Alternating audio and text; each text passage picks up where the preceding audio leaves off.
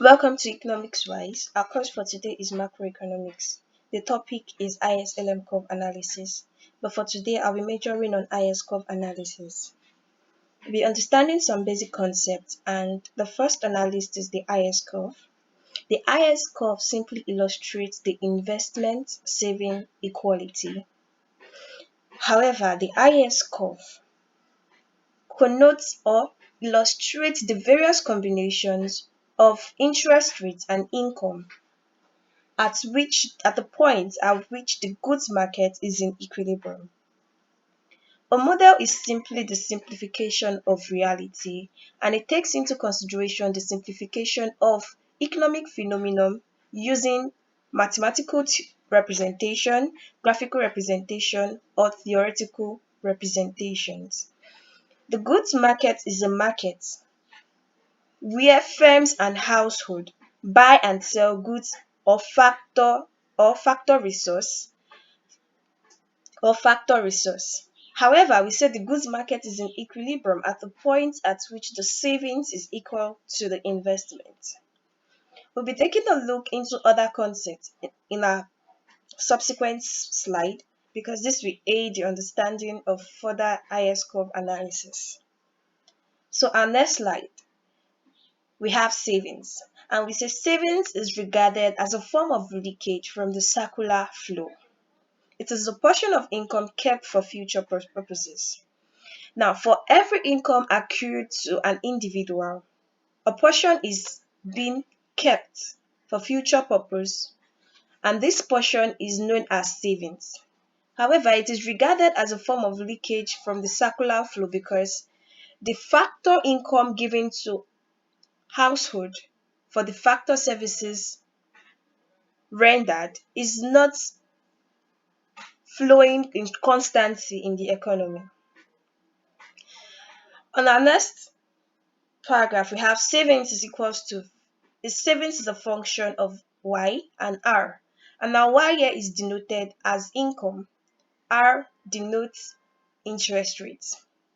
Savings is dependent on your income and also dependent on the interest rates. For every savings, your income determines the portion of money you're saving. So an increase in your income tends to, as a rational person, you increase your savings. Then for interest rates, most savings are done up, they are deposited in the financial institutions. So when the interest rate on savings is high, a rational household or a rational consumer will increase his savings. So savings is dependent on your income and interest rate.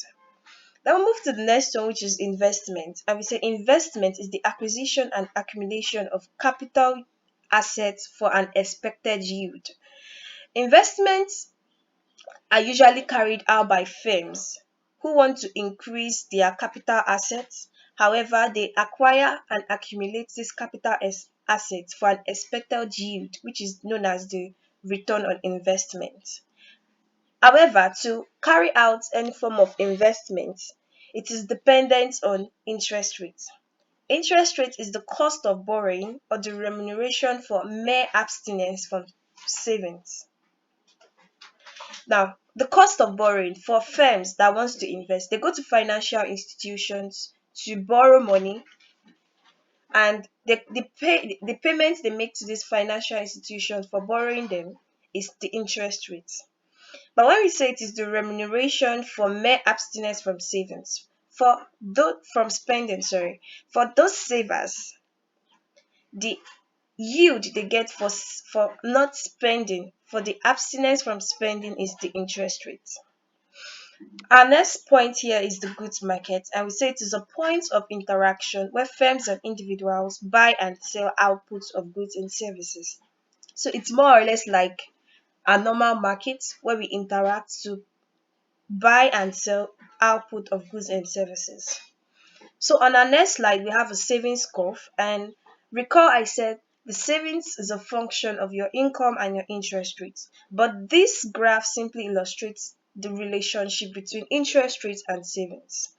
So savings is plotted on the x-axis, while interest rate is plotted on the y-axis.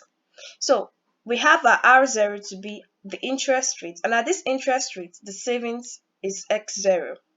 But when there is an increase in the real interest rates, we increase our savings. As rational humans, we want more yield. So if the interest rate is high, we tend to save high to get more yield. On our next slide, we have the investment curve, and it also shows the relationship between interest rate and the amount of investment. When our investment is 5%, we save, we invest. When the interest rate is 5%, we invest 100. That is, we borrow from the firms 100 naira. But when the interest rate increased to 8%, we reduced our investment expenditure to 80.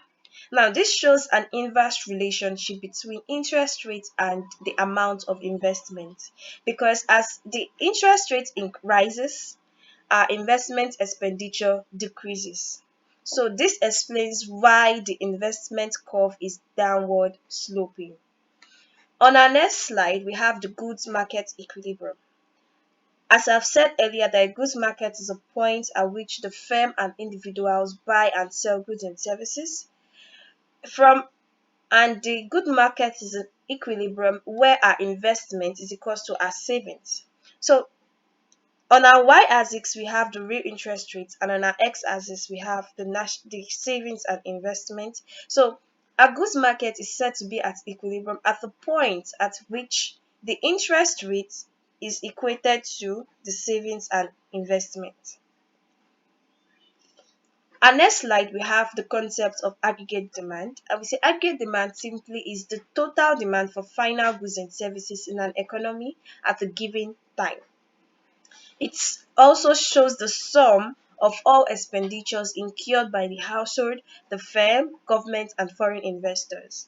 So aggregate demand in this concept takes into consideration the macro view of the economy. So our Y, which denotes our aggregate income or the aggregate demand, is equal to the consumption expenditure incurred by household, the investment expenditure incurred by firms, the government expenditure incurred by governments, while X and M, X illustrates exports and M illustrates imports. So the calculation of X minus M is going to give us our X import, net exports, which is the expenditure incurred by the foreign investors. So on our next point or next concept, we have the aggregate supply, which shows the total supply of goods and services that firms in an economy plans to sell during a specific period. So supply of goods and services. And our aggregate supply is said to be equated to y equals to c plus x. That is the income, which is now the supply now. The remuneration for the supply, which is c plus x. So at the point where our c plus x is equals to this function, we say the economy is in equilibrium. So the economy is in equilibrium when aggregate demand is equal to aggregate supply. On our next slide, we have the IS curve derivation. How did we come about the IS curve derivation? Now, on panel A, we have the relationship between rate of interest and planned investment. And from the previous slide, I said with an increase in the interest rate, we decrease our investment expenditure. Are we okay with that? So when our interest rate was R2, our investment was I2. And when it increased, it kept on decreasing. So it shows the inverse relationship. Now to our next curve, panel B, this shows the relationship between aggregate demand and national income. This curve here, which is plotted to be 45 degrees, is the aggregate supply curve. And as I've said earlier, it is y equals to c plus x, which illustrates the aggregate supply. However, this curve shows the aggregate demand curve, but we're not taking into it's a closed economy because we don't we assume that there is no government intervention and also there is no international interaction. So at this point, where our aggregate demand and aggregate supply meet is our equilibrium point. Our equilibrium point. That is, at this point of demand, and also this is our national income, there was equilibrium, and aggregate demand is equal to the aggregate supply. Then, if we move further, you notice that we have a shift in this curve to this point, which shows that there was a change in one of the variables for aggregate demand, and this change in variable is illustrated as a change in investment. So when we increase our investment expenditure, then our aggregate demand curve shifts to this point. So we have a new aggregate demand point. So trace it to a point where it is equal to the aggregate supply, and it is at this point. So this is our new established equilibrium point. So also, an increase in the investment expenditure increases our aggregate demand curve to this point. And at this point, we have a new equilibrium, which is known as E2, and our aggregate demand is equal to the aggregate supply. Very nice. So to derive our IS curve, we take into consideration this graph to get our IS curve. So at this points of equilibrium, where we have our consumption plus investment to be equal to consumption plus savings, when we trace it down to this point, to trace it down to where our income, because this illustrates the national income, so we are tracing it to this point. Then recall that your consumption plus investment, at this point it shows that we are consuming and investing at this point, because investment and savings, they are both functions of interest rates. So we're going to trace all our points for income down to this point. When we have it, then we trace it to show the rate of interest. So at this rate of interest, our income is y0. At this rate of interest, our income is y1. And at this rate of interest, our income is y2. So our IS curve is downward sloping to show the inverse relationship between the rate of interest and the national income. On our next slide, we have the steepness of the IS curve depends on, so the steepness of our IS curve depends on two major points, and the first one is the elasticity of the investment demand. Recall I said the investment demand is dependent on interest rates. So elasticity of this investment demand simply measures the degree of responsiveness of investment to changes in interest rates. If an increase in interest rate should trigger investment, then we say investment is elastic. That is, investment reacts when there's an increase in interest rates, and the investment demand should drop very low in relation to the interest rate, that is, the drop was higher than that of the interest rate, so we say it's elastic. So in this kind of scenario, we have our IS curve to be steep, because the firms react to it by decreasing the rates of their investments because of high interest rates. Then the second point is the magnitude of the multiplier. The multiplier is